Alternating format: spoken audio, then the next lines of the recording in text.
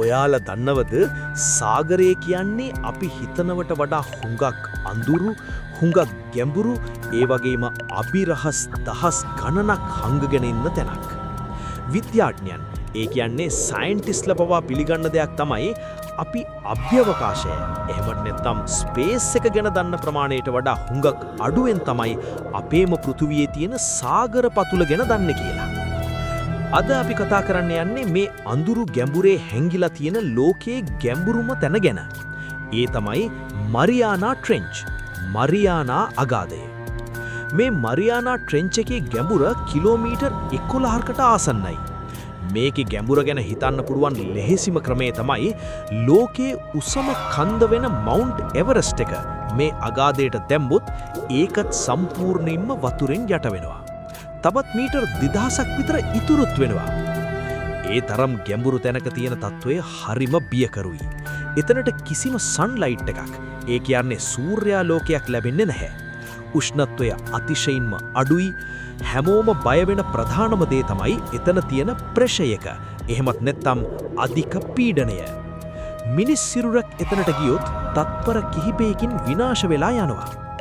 නමුත් ප්‍රශ්නේ මේකයි. මෙච්චර දරුණු තැනක ජීවීන් ඉන්න පුළුවන්ද? පුදුමයකට වගේ විද්‍යාඥයන් මේ අඳුරු පතුලේ ජීවීන් හොයාගෙන තියෙනවා. ජයන්ට් ස්ක්විඩ්ස්, දෙවන්ත දෙල්ලන්, බයෝලුමිනසන්ට් ෆිෂ්, අඳුරේ දීප්තිමත් වන මසුන් වගේ අමුතු ජීවීන් එතන ඉන්නවා. මේ සතුන්ට මේ දරුණු පරිසරයට ඇඩප්ට් වෙන්න, ඒ කියන්නේ අනුවර්තනය වෙන්න පුළුවන් පුදුම හැකියාවක් තියෙනවා. එහෙනම් අපි තවමත් දැකලා නැති ලොකු සත්තු මේ ගැඹුරේ හැංගිලා ඉන්න බැරිද?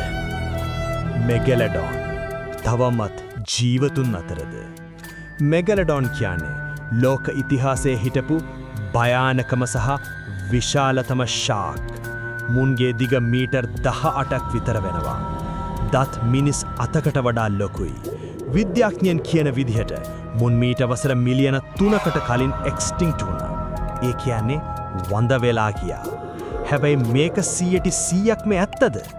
සාගරයෙන් 90%ක්ම අපි තවම එක්ස්ප්ලෝර් කරලා නැහැ. ඒ කියන්නේ ගවේෂණය කරලා නැහැ. ඉතින් මේ වගේ දැවැන්තයෙක්ට හැංගිලා ඉන්න බැරිද?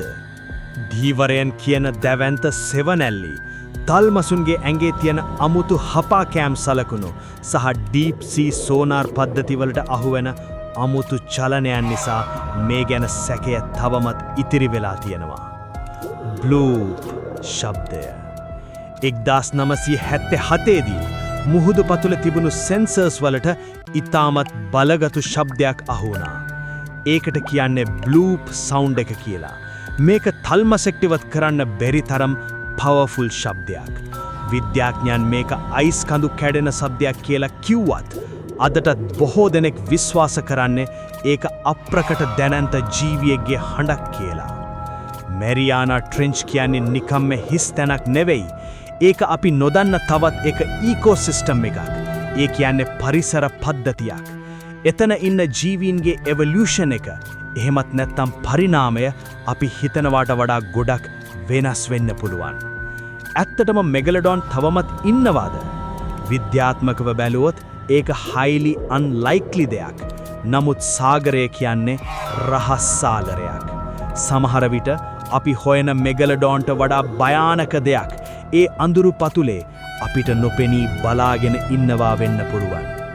සාගරයේ ඒ ගැඹුරුම තැන, ආලෝකය නැති, මිනිසෙක් නොගිය ඒ අඳුරේ ඇත්තටම ජීවත් වෙන්නේ කවුද? ඒ රහස තවමත් සාගර පතුලේම හැංගිලා තියෙනවා. ඉතින් යාළුවනේ, මේ කතාව ගැන මොකද හිතෙන්නේ? කමෙන්ට් එකක් දාන්න මතක ඇතුවා. වීඩියෝ එකට ලයික් එකක් දාලා පොඩ්ඩ ඩාර්ක් ස්ටෝරි channel එක subscribe කරලා bell icon එක all දාලා තියාගන්න. මේ වගේ තවත් කතාවකින් ඉක්මනින්ම හම්බෙමු. එහෙනම් අදට ගිහින් යන්නම්.